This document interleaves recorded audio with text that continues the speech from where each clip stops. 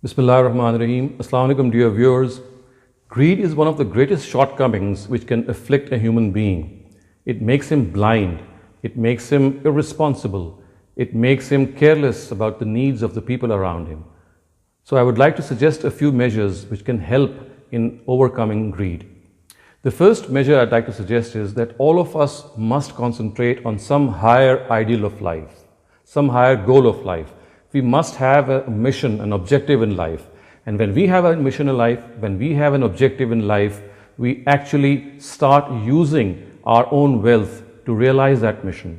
And when we do so, and if the mission is also constructive, it actually is responsible of making our wealth flow towards the society in which we live.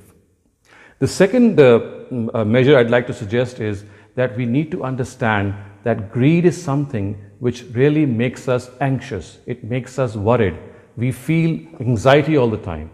All the time we are possessed with the desire to gain more and more in life. It does not give us this spiritual comfort. It does not give us any spiritual solace. We are constantly in a state of anxiety. And if we have to overcome this anxiety, we have to overcome our greed as well. The third measure I'd like to suggest is that as people who are smart, as people who are far-sighted, we need to understand that the wealth that we amass, the wealth that we gather is not going to accompany us when we die. All that is going to accompany us is what we do in this world, or the good deeds that we do in this world. This money is going to stay here. It will be of no benefit to us in the next world.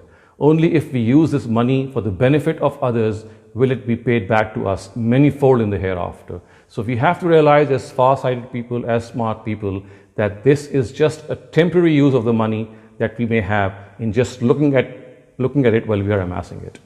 The fourth measure, viewers, that I'd like to suggest is that we have to understand that money is a trust from God. We have been entrusted this from the Almighty. At times we are born rich, and at times we gain this wealth through our own effort. But nonetheless, it's basically a gift from God, and He can deprive us of this gift anytime. And we see so many examples around us in which a rich person turns into a pauper, into an indigent, needy person because of some incident or some happening. And God, who blessed him with this wealth, actually takes it away from him because of certain reasons.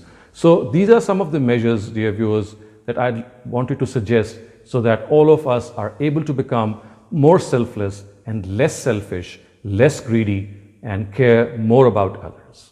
Thank you.